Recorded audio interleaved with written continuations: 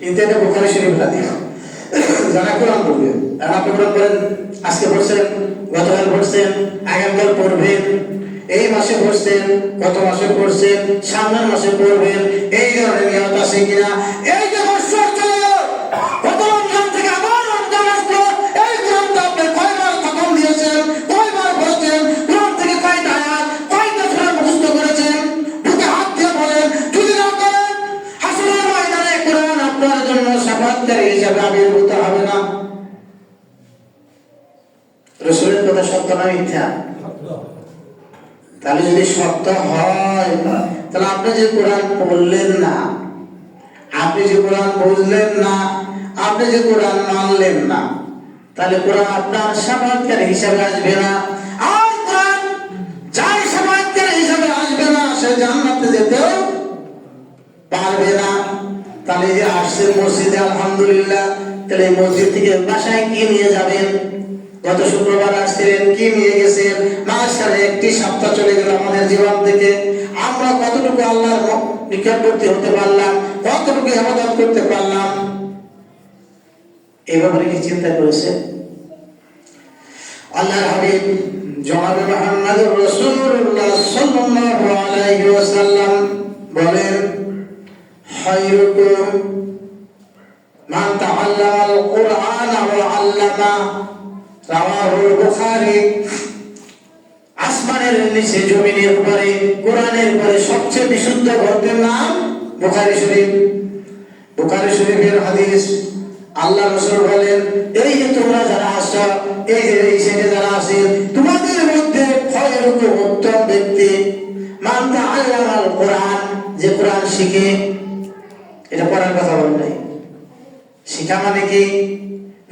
পড়তেও হবে, কোরআনের মধ্যে যা আছে তা বুঝতেও হবে, অপরকেও বোঝাতে হবে। তাআল্লামাল কুরআন, যে কোরআন শিখে, যে কোরআন তেলাওয়াত করে, যে কোরআন পাঠ করে।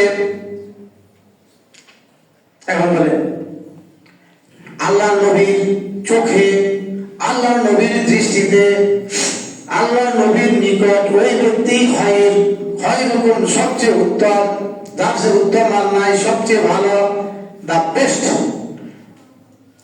the best person, Afzal person.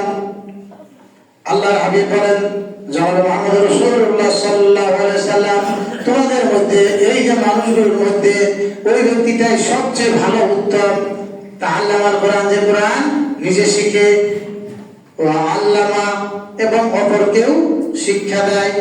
এবং এই হাদিসের আলোকে আপনি বলেন, আপনি ভালো না মন্দ, এই যে মুসল্লি সাহেব, হাজী সাহেব, গাজী সাহেব, এই যে যত বুদ্ধিজীবী হন না কেন, আল্লাহ নবীর চোখে সে ব্যক্তি কোরআন শিখলো, অপরকে শিক্ষা দিল, সেই ব্যক্তি হলো কি? উত্তম।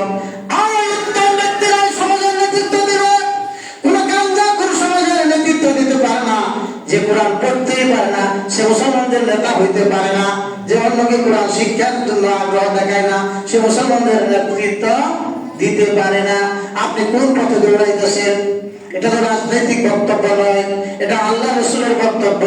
আল্লাহ রাসূল নিজে ঘোষণা করেছেন, এই বাংলার বুকে সেই ব্যক্তি উত্তম, যে কোরআন অন্যকে শিক্ষা দেয়। তাহলে এই বাংলার বুকে যারা যারা শাসন কার্য পরিচালনা করেছে, অতীতে করেছে, বর্তমানে করতে চায়, তাদের স্পষ্ট ঘোষণা দিতে হবে, আমরা ক্ষমতায় গেলে রাষ্ট্রীয় টাকা দিয়ে প্রত্যেকটা নাগরিককে মুসলমান কোরআন শিক্ষা দিব।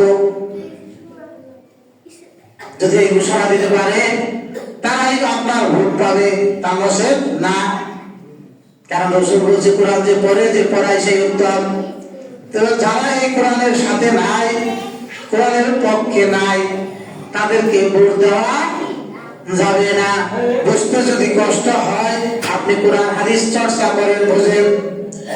প্রিয় ভাইরা, আল্লাহ রাসূলের এই হাদিসটা যদি আপনি মানেন, তাহলে তো আপনি ভালো মানুষ। আর আল্লাহ যাকে ভালো বলেন, রাসূল যাকে ভালোবাসেন, তারাই জান্নাতে যাবে।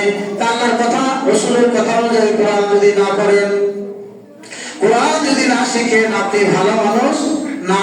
আর যারা ভালো মানুষ না, তারা জান্নাতে যেতেও পারবে না। তার মানে কি? কোরআন